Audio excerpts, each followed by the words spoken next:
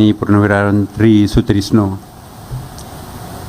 Yang saya hormati Bapak Panglima TNI dan para Kepala Staf Angkatan, yang terhormat Kepala Kepolisian Republik Indonesia, para sesepuh Purnawirawan TNI Polri, dan pelaksana tugas Ketua Umum PPAD, serta segenap tamu undangan yang saya hormati. Alhamdulillah, sore hari ini kita bersama Bapak Presiden merayakan atau memperingati atau melaksanakan suatu peristiwa yang khas untuk Indonesia yang kita kenal dengan halal bihalal. Halal bihalal bahasa Arab yang orang Arab tidak tahu artinya. Iya, ini adalah kreativitas Indonesia murni.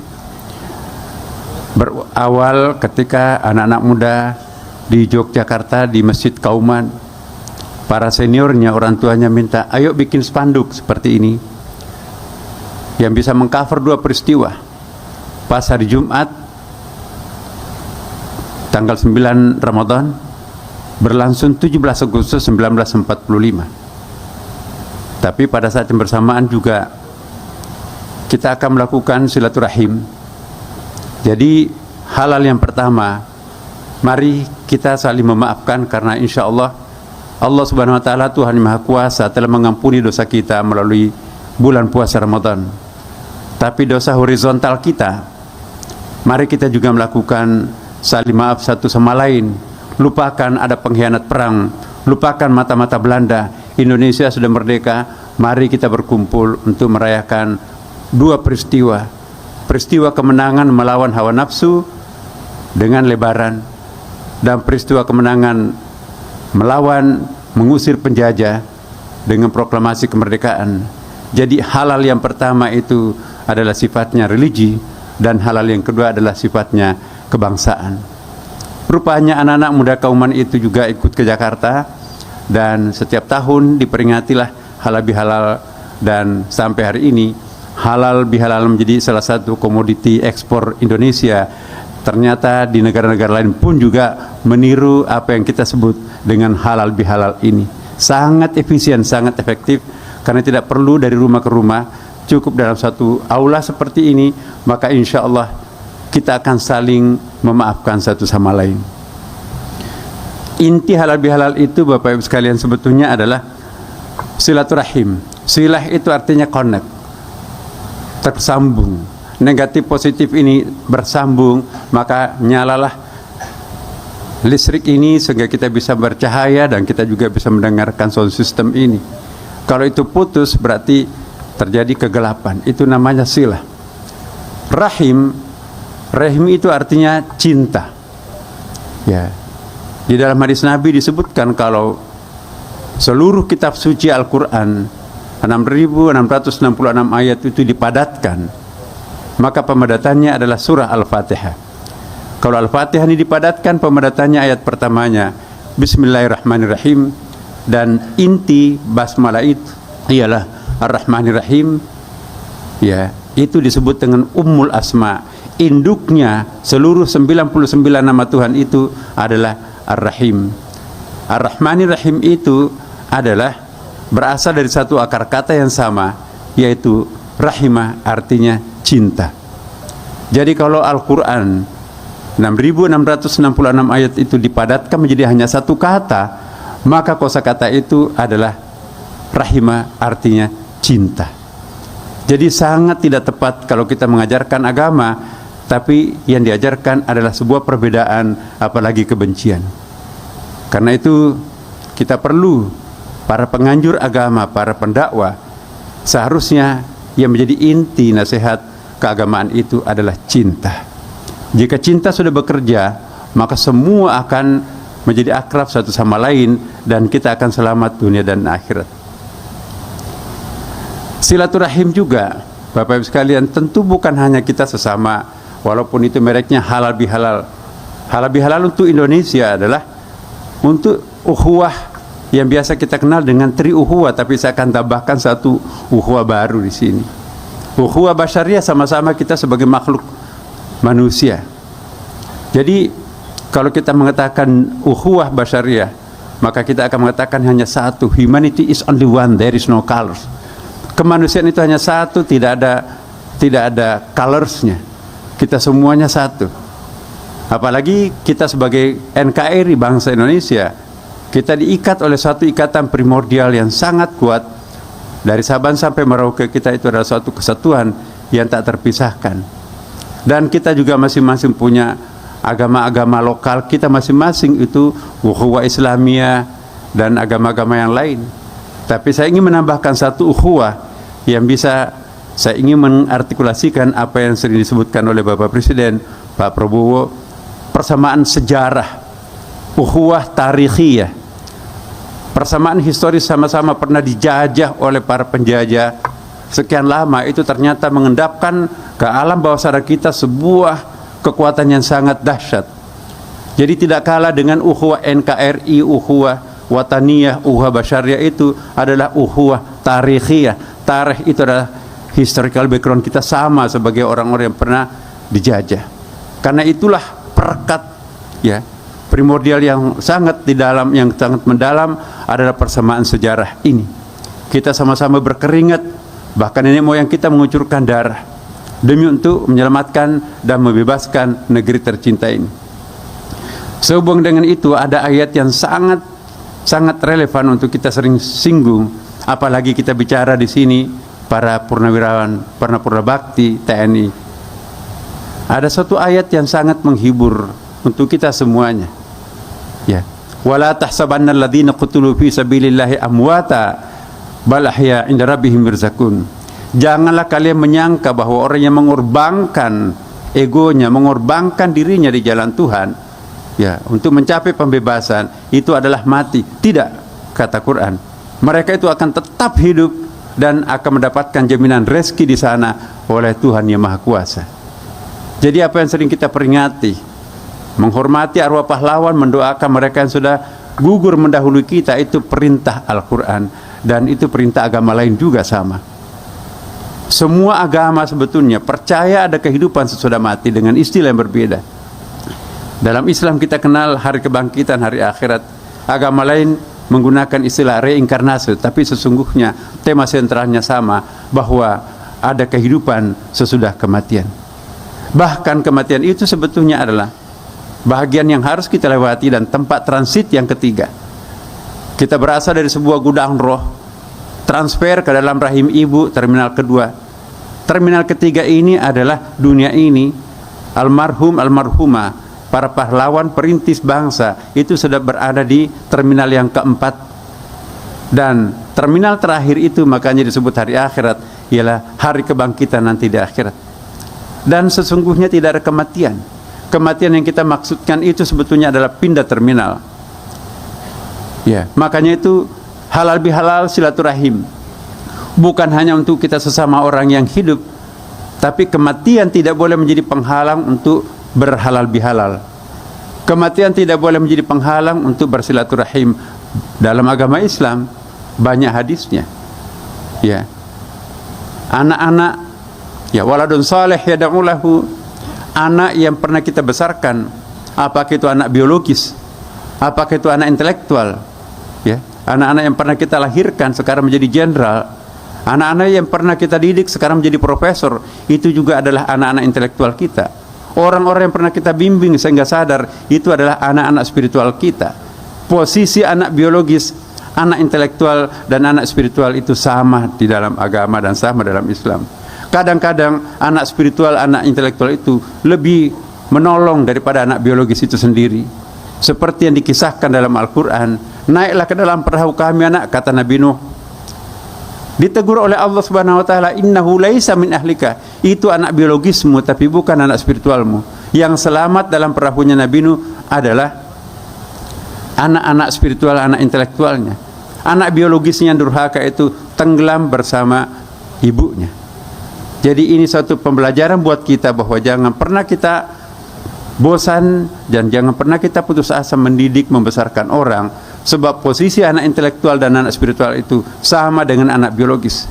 Bahkan siapa yang paling akrab rasa cintanya, maka itu lebih akrab ya prestasi kita di hadapan Allah Tuhan yang Maha Kuasa. Silaturahim dalam Islam bukan hanya untuk antara kita sesama umat manusia saja, tetapi sangat komprehensif. Silaturahim dengan seluruh alam semesta ini. Ya, semua agama, Bapak Ibu boleh kita cek, menganggap bahwa tidak ada kata benda mati dalam kamus agama apapun.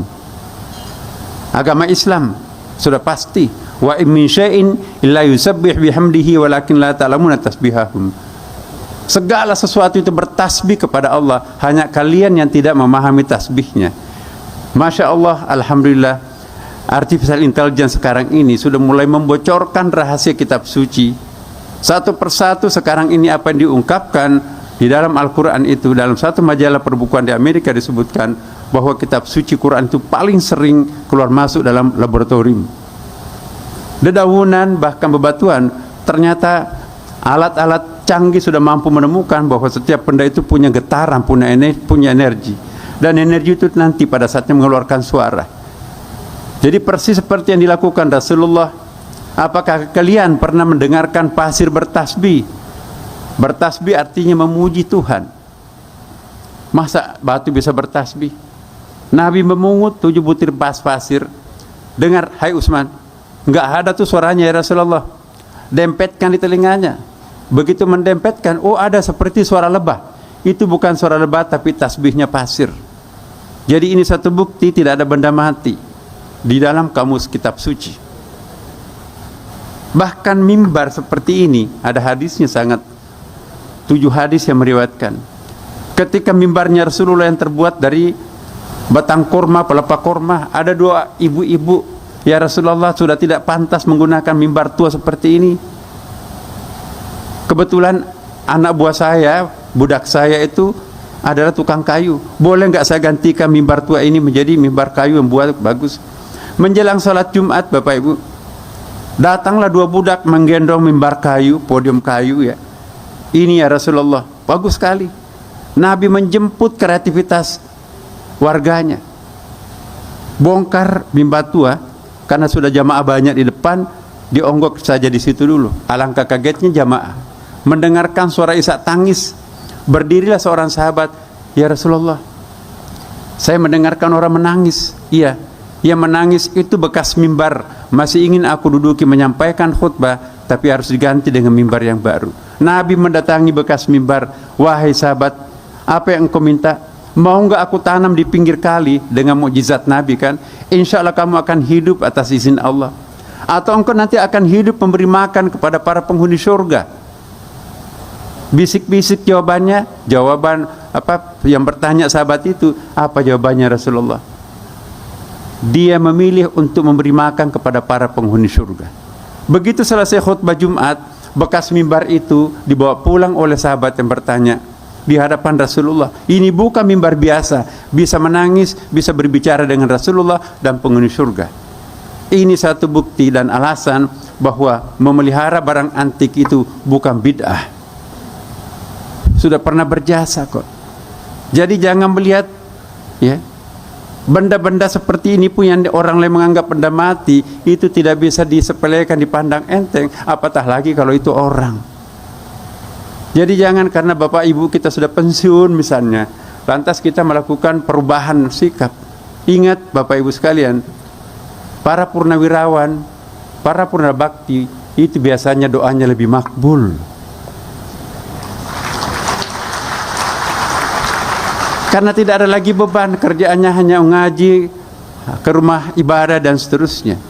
Karena itu apa yang kita lakukan pada hari ini sungguh pemandangan yang sangat indah. Junior dan senior berkumpul untuk saling memaafkan, untuk saling memberi petunjuk, dan inilah yang dikehendaki oleh seluruh ya ajaran luhur kita, bangsa kita. Silaturahim juga Bapak Ibu sekalian, ya itu bukan hanya untuk benda-benda seperti ini, apa saja, pepohonan pun juga terbukti juga bahwa misalnya kita lihat buku bestsellernya Isaru Imoto, air yang kita ucapkan doa itu berubah kristalnya menjadi sangat indah, sangat cantik. Dan pepohonan, ya, penelitian di Shiba University Jepang, anggrek yang dipelihara oleh tuan dan nyonya jauh lebih cantik bunganya daripada yang dipelihara oleh tukang kebun yang di dalam kepalanya hanya honor setiap bulan. Jadi kembang pun juga kalau dirawat dengan baik itu akan menampilkan indah. Tetapi bayangkan kalau anak-anak kita, cucu kita dipelihara oleh babysitter, bagaimana bisa mendoakan kalau kita sudah wafat? Nah, terakhir Bapak Ibu sekalian, mari kita mengambil hikmah dari halal bihalal ini dengan cara mempererat hubungan silaturahim antara kita satu sama lain, bukan saja antara sesama manusia tetapi antara makrokosmos dan mikrokosmos. Di Kementerian Agama, Bapak Ibu sekalian, kami mencoba untuk mengupgrade, bukan lagi trilogi kerukunan, kerukunan antar umat beragama, kerukunan antar umat beragama dengan agama lain, kerukunan antar umat beragama dengan pemerintah, insya Allah sudah lewat bagi bangsa Indonesia. Kalau ada isu, itu kita selesaikan secara kasuistik. Maka kita harus meningkat untuk trilogi jilid tua. Apa itu? Silaturahim antara sesama umat manusia ini sangat penting. Yang kedua adalah silaturahim antara manusia dengan alam semesta, alam raya. Dan yang ketiga, alam semesta, manusia, dan Tuhan yang Maha Kuasa. Kalau segitiga ini bagus, maka kita bisa menunda kiamat ini akan tiba. Persoalan kita yang hadapi sekarang ini adalah lingkungan hidup kita itu dianggap hanya semata-mata objek. Padahal agama menganjurkan alam semesta itu bukan hanya objek, tapi juga sekaligus menjadi sahabat kita. Dhaharal fasadu fil barri wal bahr bima kasabat aydin nas. Karena itu kita perlu merubah sistem teologi kita sekarang ini yang over maskulin. Maka kita perlu menciptakan suasana kebatinan keberagamaan yang kami istilahkan dengan ekoteologi. Teologi yang menekankan aspek the femininity of God-nya. Tuhan itu sebetulnya lebih menonjol sebagai feminine God daripada the masculine God. Itu semua agama mengatakan seperti itu. Tapi kenapa hambanya menjadi hamba yang over maskulin? Semuanya mau dirusak. Karena itu mari kita kembalikan posisi teologi kita menjadi feminine teologi, dan insya Allah kita akan menjadi contoh sebagai negara yang mengedepankan femininity of God itu sendiri. Dan ini yang kita harapkan. Dunia mengharapkan adanya persahabatan antara manusia, sesama manusia, antara manusia dengan alam semesta, dan tentu juga antara manusia, alam semesta, dan Tuhan yang Maha Kuasa. Untuk itu mari kita berdoa Bapak Ibu sekalian. Semoga perjumpaan pertemuan kita di sini insya Allah diijabah Allah Subhanahu Wa Taala. Doa yang dipanjatkan oleh 40 orang ke atas itu insya Allah akan diijabah Allah Tuhan yang Maha Kuasa. Apalagi kita di sini dihadiri oleh begini banyak orang, dan insya Allah dengan penuh ketulusan kita hari di sini. Izinkan saya memimpin doa ini secara agama Islam, yang lainnya mohon menyesuaikan. Doa yang pertama, izinkan saya mengajak kita untuk membacakan surah Al-Fatihah kepada para arwah pahlawan yang telah gugur mendahulu kita, terutama yang telah menghancurkan dirinya, mengalir darahnya untuk menggapai kemerdekaan itu. Mari kita kirimkan doa. Mereka nanti akan menerima parcel. Semua doa yang dipanjatkan oleh orang mati itu nanti akan bertajassud, berubah menjadi parcel yang sangat menghibur roh orang yang kita kirimkan doa itu. Ya, kepada mereka mari kita bacakan surah Al-Fatihah. Bismillahirrahmanirrahim. Alhamdulillahirabbil alamin, arrahmanirrahim, maliki yaumiddin. Iyyaka na'budu wa iyyaka nasta'in. Ihdinas siratal mustaqim, siratal ladzina an'amta 'alaihim ghairil maghdubi 'alaihim waladdallin. Ya Allah, ya Tuhan kami, lihatlah kami semuanya. Engkau Maha menyaksikan, inilah kami para hamba-Mu, bersimpu di hadapan-Mu ini. Tiada lain harapan kami semuanya kecuali memohon agar Engkau memberikan pengampunan terhadap kami semuanya. Izinkan kami juga memohonkan pengampunan terhadap para arwah saudara-saudara kami, bapak ibu kami yang gugur mempertahankan kemerdekaan negeri kami. Kami titipkan mereka kepadamu ya Allah Tuhan yang Maha Kuasa. Ampuni dosanya, lipat gandakan pahalanya, dan mohon kiranya mereka semua menjemput kami di pintu surgamu. Ya Allah, ya Tuhan kami, inilah kami para hamba-Mu juga bersimpu pada kesempatan ini. Kami juga memohon bimbingan-Mu, tuntunan-Mu, agar kami bisa membangun bangsa kami yang sangat indah yang Kau anugerahkan kepada kami ini dengan baik. Kami mohon kepadamu ya Allah, ringankanlah seluruh beban-beban dan rintangan-rintangan kiranya Engkau menghindarkan kepada kami. Insya Allah kami berjanji sisa-sisa umur ini kami akan menjadikan diri kami sebagai khalifah, representatif Engkau di muka bumi ini, yang akan memakmurkan alam semestamu dan yang akan memelihara hubungan silaturahim antara kami satu sama yang lain.